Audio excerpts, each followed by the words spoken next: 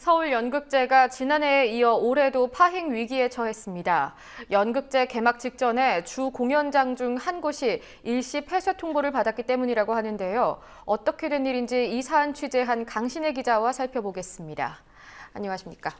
네, 먼저 서울연극제가 어떤 행사인지부터 설명해 주시죠. 네, 서울연극제는 연극계의 대표적인 행사입니다.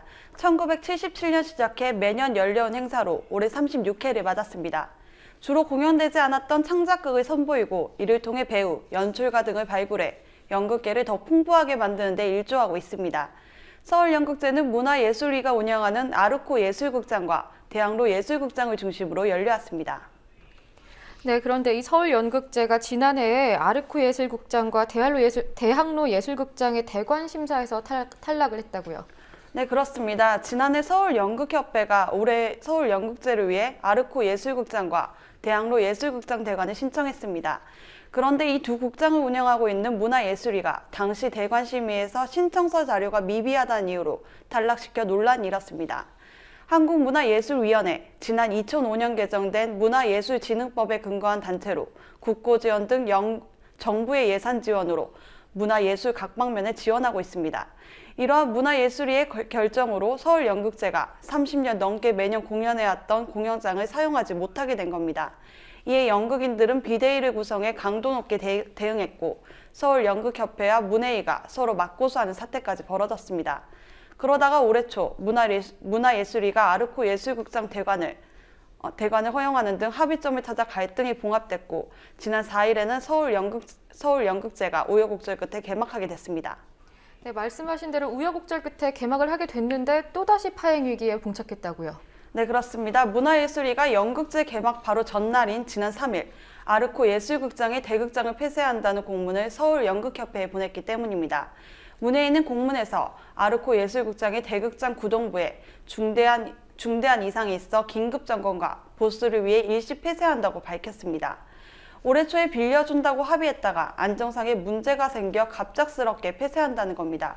폐쇄 기간은 이번 달 11일부터 다음 달 17일까지로 서울연극제 행사 기간과 겹칩니다. 이 때문에 아르코 극장에서 공연이 예정된 연극 2편이 무대에 오르지 못하게 됐습니다. 폐막식도 아르코 극장에서 할 예정이었습니다. 네, 준비한 연극 중에서 2편이 상연되지 못할 위기에 처했는데 주최 측의 입장은 어떻습니까? 서울연극협회는 오늘 기자회견을 열었습니다. 이 자리에서 박장렬 서울연극제 집행위원장은 아르코 극장에 문제가 발생해 폐쇄 조치가 이뤄진 것은 맞는 것 같다고 밝혔습니다. 하지만 폐쇄 조치에 따른 대책 마련에 소극적인 문예위의 태도에는 유감을 표했습니다. 문예위는 단 2차례의 공문으로만 폐쇄를 통보했고 대책을 마련할 테니 기다려달라는 입장 역시 공문으로 전했습니다. 그러다 오늘 기자회견 직전인 오후 1시에 다른 극장의 대관 등 대책을 마련하고 있다며 전화를 통해 서울연극협회에 전했다고 합니다. 아직까지 합의, 그러니까 극장 폐쇄 조치에 따른 해결책은 마련되지 않은 상태입니다. 네, 이 사안과 별개로요, 또 연극의 위기가 계속해서 지적이 되고 있는데 최근에 대학로 소극장들이 문을 닫거나 또 떠나는 일이 계속 있었다고요? 네, 대학로 소극장들이 임대료 인상에 내몰려 문을 닫고 있습니다. 200개가 넘던 소극장은 5년 사이 140여 개로 줄었습니다. 얼마 전에는 28년째 한 자리를 지켜온 대학로의 대표 소극장, 대학로 극장이 결국 대학로를 떠나기도 했습니다. 예, 대학로의 경우에는 공연 예술을 살리자는 취지에서 문화지구로 선정되기도 했는데 오히려 결과는 그 반대가 됐군요. 네, 맞습니다. 대학로는 2004년 이명박 서울시장 때 서울시 문화지구로 선정됐습니다. 그런데 이것이 오히려 독이 됐습니다. 문화지구 선정 이후 상권이 커지면서 극장 임대료가 치솟는 등 오히려 부작용이 나타나 소극장과 연극인이 버틸 수 없는 구조가 된 겁니다. 문화지구 관련 조례를 살펴보면 극장이 들어선 건물의 주인에게만 세금 감면의 혜택과 융자 지원이 주어집니다.